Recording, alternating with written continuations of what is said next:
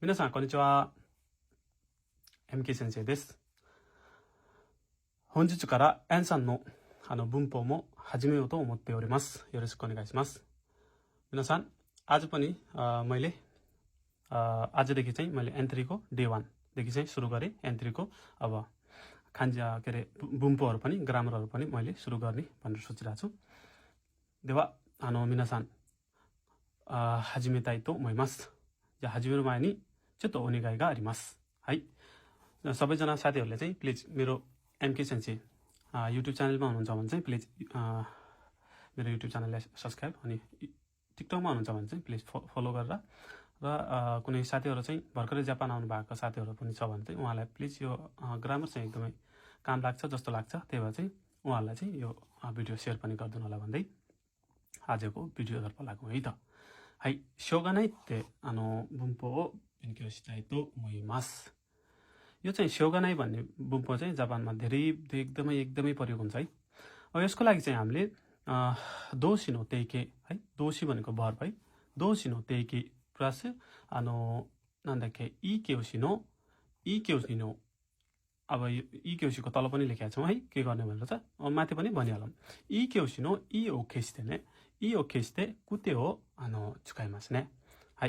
ई लाई के गर्ने काटेर चाहिँ हामीले कुते भनेर लाउने अनि स्योगा नै है त। त्यही फर्म अनि दोषीको भर्बको के गर्ने त हामीले भर्बको के गर्ने मास के मास हैन त्यही फर्ममा लगेर के गर्ने स्योगा नै जोड्ने। अनि अर्को ना केउसी है, ना केउसी भन्छ चाहिँ ना एक्जेक्टिभ, ई केउसी भन्छ ई एक्जेक्टिभ है त। एक्जेक्टिभ लाई केउसी भनेर भन्छ। अनि ना एक्जेक्टिभको चाहिँ हामीले ना केउसीको के गर्ने त नालाई केसिते देओ चुकाइमास ने अनि पछाडी के गर्ने स्योगा नै। よろしいですか皆さん。じゃあ形を見てみましょうね。形भनेको चाहिँ यसको ढाँचा हेरौं।はい、1番मा हामीले के भन्यौ त दोषी नो तेइके नि हेंका सिते है दोषीलाई के गर्ने त्यही फर्ममा लगेर के गर्ने स्योगा नै ते चुकाइमास है। पछाडी चाहिँ त्यो स्योगा नै चाहिँ के गर्ने जोड्दिने है। जा अथवा ई केउसी नो बाइ वा दोषी मास्यो है। ई केउसी नो बाइ वा ई केउसीको भएको अवस्थामा के गर्ने त ई ओ खिस्ते नानी चुकाइमास का कुत्ते है, कुत्तेलाई जोडेर पछाडी के गर्ने त स्योगा नै जोड्दिने है। दाइजु देश का ई केउसीको अवस्थामा के गर्ने भने त ई एक्जेक्टिभको अवस्थामा के गर्ने हामीले है। ई एक्जेक्टिभको अवस्थामा पछाडी रहेको ई लाई हटाएर कुत्ते जोड्दिने अनि पछाडी स्योगा नै राख्दिने है। है अथवा सम्मवा ना केउसी है, ना एक्जेक्टिभको हामीले के गर्ने त ना एक्जेक्टिभको हामीले पछाडी रहेको नालाई के गर्ने नालाई हटाएर दे जोड्ने है अनि पछाडी के गर्ने स्योगा नै जोड्दिने। よろしいですか皆さん。はい。じゃあそれではएकछिन चाहिँ उदाहरण हेरौं है। आइता कुत्ते आइ मासको खान चाहिँ आइता कुत्ते स्योगा नै भनेको छ। आइता कुत्ते स्योगा नै। अनि यो चाहिँ हाम्रो के को हो त आइता कुत्ते भनेको चाहिँ यो हुनु त भर्ब हो हैन। आइता के अरे आई मासको है, आई मास हो। तर आई मासको हामीले आइताई गरेर ई एक्जेक्टिभ जस्तो भन्छ हो। त्यही भएर आई मासको चाहिँ ई आइताई भयो भने चाहिँ ताई फर्ममा लग्यो भने चाहिँ ई एक्जेक्टिभ हुन्छ। त्यही भएर चाहिँ ई काटेर आइता कुत्ते भएको है। आइता कुत्ते भएको त्यही भएर नजुक्किनु होला। आइता कुत्ते स्योगा नै है। आचु कुत्ते स्योगा नै। आचु कुत्ते भन्छ आचुको हाम्रो ई एक्जेक्टिभको ई काटेर आचु कुत्ते स्योगा नै भनेर आको है। अनि सिनपाई भनेको के हो त सिनपाई यो आचुको खान्जी भयो है। आचुको खान्जी भयो भने चाहिँ यो के को हो त सिनपाई।いいですか皆さん。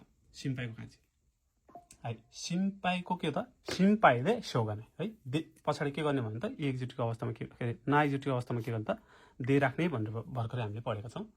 यसमा पनि नजिक हुनला भन्दै अब तल जाउँ। अब यसको अर्थ पढौं है त। इमीगा नान्द स्योगा ने मिनासान है। नानी स्योगा नै भनेको के रहेछ त।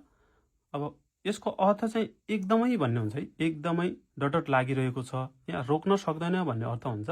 तर खासमा कुन अवस्थामा लाग्छ भनेर हामीले बुझ्दाखेरि चाहिँ कुनै भावना धेरै बलियो भएको रोक्न नसकिने अवस्थामा लाग्छ भनेको छ। नानी स्योगा नै भन्छ चाहिँ कुनै भावना जीवनको किमोची हो चुयोको ने गम्मानका देखिनै भन्ने जस्तो अवस्थामा चाहिँ कुनै पनि भावना धेरै बलियो भएको रोक्न नसक्ने अवस्थामा के हुन्छ त शोगानाई भनेर लाग्छ है। यसको थर्ड अर्थ गर्दाखेरि चाहिँ नेपालीमा अर्थ गर्दाखेरि के हुन्छ त एकदमै डट लागिरहेको छ या रोक्न सक्दैन भन्ने अर्थ हुन्छ है त।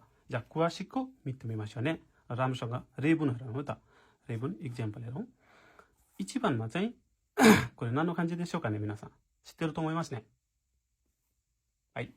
はい。カレ。見てます皆さん。カレですね。カレ。そうです。カレ。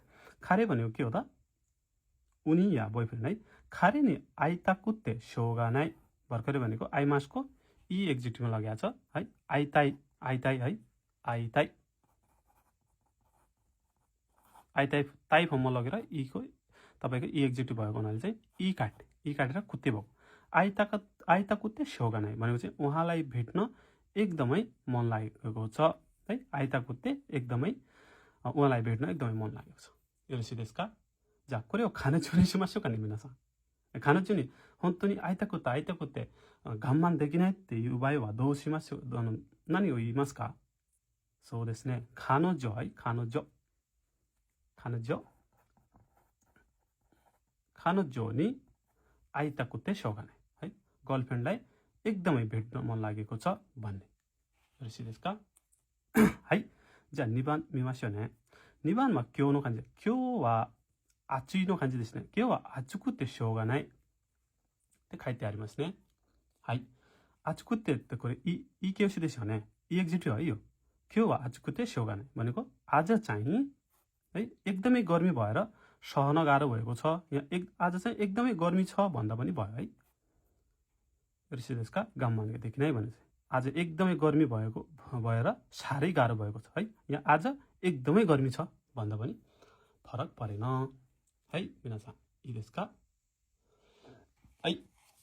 次行きましょうね。अब चाहिँ यसमा हेरौँ। एकछिन हेरौँ है। はい。じゃあ次はねこれ見たいと思います。3番はけさだ。子供がこれ何の漢字ですか皆さん。知ってます？はい。心配ですね。心配の漢字ね。心配。N4 回漢字より心配。すみませんね。ちょっと文字が下手。子供が心配でしょうがないभनेको चाहिँ छोराछोरीको या छोराको चाहिँ बच्चाहरूको चाहिँ धेरै चिन्ता लागिरहेको छ है।心配でしょうがないएकदमै चिन्ता लागेको छ भन्ने अवस्था पनि हुन्छね皆さん。じゃあ次4番いきますね。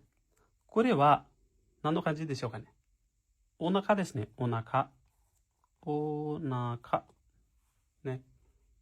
見てます皆さん。お腹ね。お腹が空いてね。सुइमासको खान्जी है। सुइमास यो सोरा भनेको आकाशको खान्जी हो। तर यसलाई चाहिँ हामीले के भनेर पढ्छौँ त सुइमास है। सुइमास भने सुकिमास है। गुमेन्स सुइमास भने सुकिमास भनेको चाहिँ खाली हुनु है। त्यसलाई चाहिँ सुकिमास भनेर भन्छ। त्यही भएर चाहिँ ओनाका सुइते शोगानाइ है। ओनाका सुइते शोगानाइ भनेको चाहिँ एकदमै भोक लागेको छ। यहाँ एकदमै पेट खाली छ भनेको के हो त भोक लाग्नु हो नि त। त्यही भएर है। はい、それでは5番に行きましょう。5番にはこれ何の漢字でしょうかね皆さん。そうですね。眠いको खान्छ है यो। त्यही भएर ई एक्जिटको ई काटेर नेमुकुते शो गा नाइ है। एकदमै निद्रा लागेको छ भन्ने है। धेरै निद्रा लागेको छ भन्ने अवस्थामा नेमुकुते शो गा नाइ भनेर भन्छ। 簡単ですね。簡単と思いますね。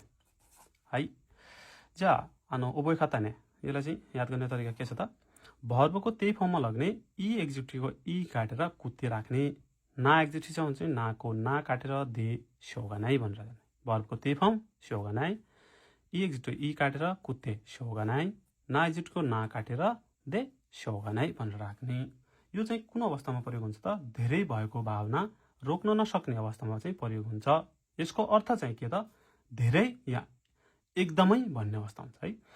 आइता कुत्ते शोगानाइ धेरै भेट्न मन लागेको छ है। एकदमै भेट्न मन लागेको छ इत्यादि लाग्छ है त मिनासा है それではねこれ近い方いろいろあるんだけどちょっと別も言いたいことはありますね言いたい方ありますねअनि यसको सट्टामा चाहिँ हामीले कतै कता चाहिँ त्यही फर्ममा लगेर चाहिँ हामीले सिकाता गा नाइ भन्ने पनि हामीले पढेको जस्तो लाग्छ है सिकाता गा नाइ भन्ने चाहिँ हामीले एन4 तिर पढाएको छौँ है यसको अर्थ पनि सेम हुन्छ है दे आतो चाहिँ हाम्रो नानी नानी भर बनाउँथे कि काते तामारा नाइ यो पनि हामीले पढ्छौँ है सेमै हुन्छ अर्थ चाहिँ हाम्रो के अरे एउटै हुन्छ तर एकदमै प्रयोग हुनु भने चाहिँ शोगा नाइ नै प्रयोग हुन्छ यो चाहिँ हुन्छ भनेर बुझिराख्दा राम्रो हुन्छ है त じゃあ皆さん今日も本日もね最後まで見てくれてありがとうございました अब एन3को पनि D2 लिएर छिट्टै आउनेछु भन्ने बाचा गर्दै बिदा लिन चाहन्छु हस्त नमस्ते